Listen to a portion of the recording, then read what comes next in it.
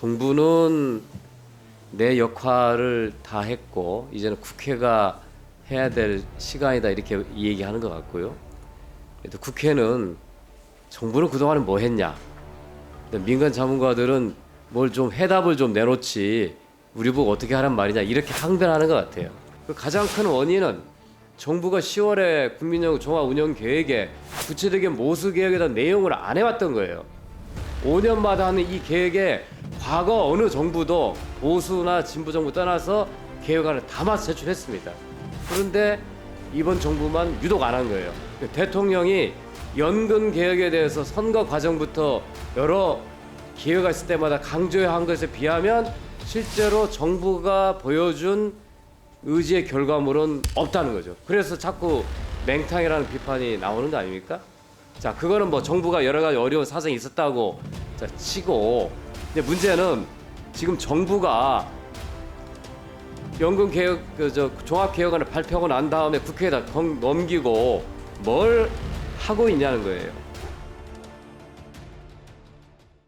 이제 오늘 이제 민간 자문위원회 이제 종합 보고서를 받았고요. 그거에 대한 궁금한 부분에 대해서 우리 복지부와 우리 민간 자문위원장한테 질문하는 시간입니다만, 저는 1년여 정도 연금 특위가 쭉 국회에서 운영을 해왔는데 이 마지막 순간에 각자 어떤 역할을 했느냐라는 것을 좀 묻고 있는 것 같아요.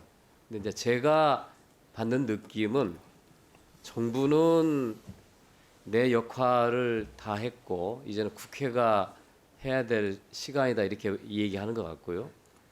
또 국회는 정부는 그동안에 뭐 했냐?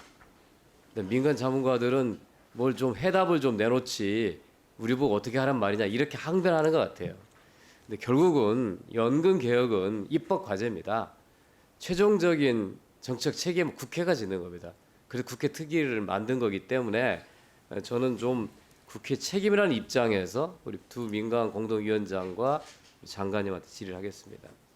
원래 시작할 때 이 개혁 과제를 일단 모수 개혁은 정부가 국민연금법에 따라서 재정 추계를 거쳐서 10월에 국회에 국민연금 종합운영계획안을 제출하도록 되어 있기 때문에 보다 더 정부는 모수 개혁에 좀 더 집중하고 그다음에 모수 개혁만으로 국민들의 노소득 보장 문제를 해결하는 게 한계가 있기 때문에 연금 특위는 좀 긴 호흡을 가지고 이 다층 소득 보장 체계 구조 개혁을 포함한 이걸 하기 역할을 나눴거든요. 근데 이제 오늘 보고를 받아보니 그 역할이 서로 바뀌어버린 것 같아요. 그 가장 큰 원인은 정부가 10월에 국민연금 종합운영계획에 구체적인 모수 계획에 대한 내용을 안 해왔던 거예요. 5년마다 하는 이 계획에 과거 어느 정부도 보수나 진보 정부 떠나서 계획안을 담아서 제출했습니다. 그런데 이번 정부만 유독 안 한 거예요. 대통령이 연금 개혁에 대해서 선거 과정부터 여러 기회가 있을 때마다 강조해야 한 것에 비하면 실제로 정부가 보여준 의지의 결과물은 없다는 거죠. 그래서 자꾸 맹탕이라는 비판이 나오는 거 아닙니까? 자, 그거는 뭐 정부가 여러 가지 어려운 사정이 있었다고 자, 치고 지금 앞으로 어떻게 할 것인가가 저는 중요할 거라고 봅니다. 앞으로 이제 국회는 이 정부의 연금 개혁안과 그다음에 이 민간 자문위가 낸 이 계획안을 놓고 가장 먼저 해야 될 것은 이해 당사자, 즉 보험료를 내고 연금액을 받는 다양한 이해 당사자들과의 토론에 들어가야 됩니다.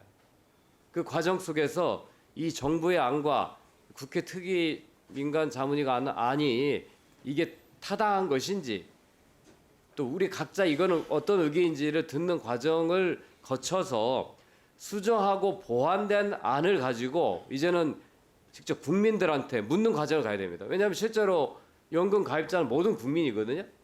그래서 그걸 통해서 어느 정도 수용 가능한 안이 나온다면 그것을 토대로 국회가 입법 과정에 들어갈 수 있을 겁니다. 근데 문제는 지금 정부가 연금 개혁, 종합 개혁안을 발표하고 난 다음에 국회에다 넘기고 뭘 하고 있냐는 거예요. 제가 장관한테도 한번 질문할 텐데요. 자, 아까 얘기했던 이해관계자의 의견 수렴, 그다음에 국민들의 공론조사 이 과정이 지금 전개된다면 언제 정도 마무리되고 안이 나와야 가능할 것 같은지 한번 의견을 얘기해 주시기 바랍니다. 예, 뭐 이해관계자의 의견 수렴, 그 다음에 또 다른 그 공론화의 필요성에 대해서는 저도 동감을 하고요. 근데 그게 뭐 어디 일정을 딱 정해 가지고 한다고 해서 뭐 그 되는 건 아닌데 지금 특위가 지난달에 내년 5월 29일까지 저기 운영되고 있기 때문에 그 안에서는 좋은 연금 개혁안이 나올 수 있도록 정부가 적극 지원하겠습니다. 그러니까 적극 지원한 것뿐이 아니라 네. 이거는요 리더십이 중요하거든요. 연금 개혁은 굉장히 복잡하고 어려운 이해관계 조정을 동반하기 때문에 리더십 필요합니다. 정책 리더십이. 그 중에 첫 번째는 정부, 대통령과 정부의 리더십입니다. 그게 없으면 절대 못합니다. 그리고 국회는 초당파적으로 이 문제를 중요한 과제로 해결하는 데 같이 참여해야 되는 겁니다. 근데 지금 가장 중요한 대통령과 정부의 리더십이 보이지 않기 때문에 국회가 이 수치를 놓고 어떻게 할 건지 굉장히 그 깊은 고민에 빠져 있는 겁니다. 그러니까 저는 만약에 대통령과 정부가 정책 리더십 발휘하지 않는다면 국회 연금특위가 정책 리더십 발휘한다고 생각합니다. 지금 현재 있는 안이 저는 상당히 구체적이고 또 접근 가능한 안들이라고 생각합니다.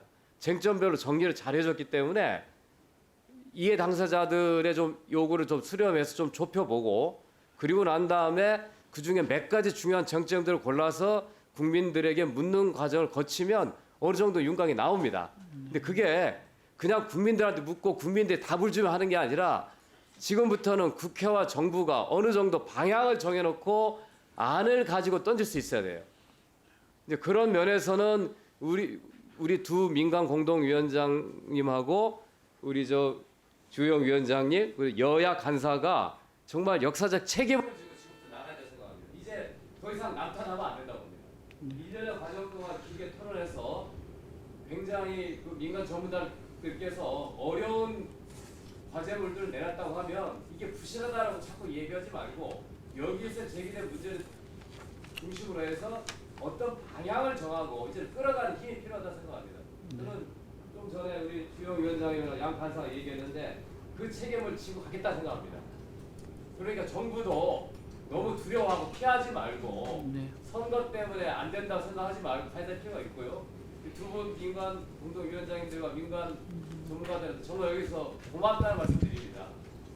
이제는 같이 책임을 지고 마무리할 수 있도록 가자. 오늘은 의기투합의 시간이 됐으면 좋겠다는 바람입니다. 예, 좋은 말씀 감사하고요.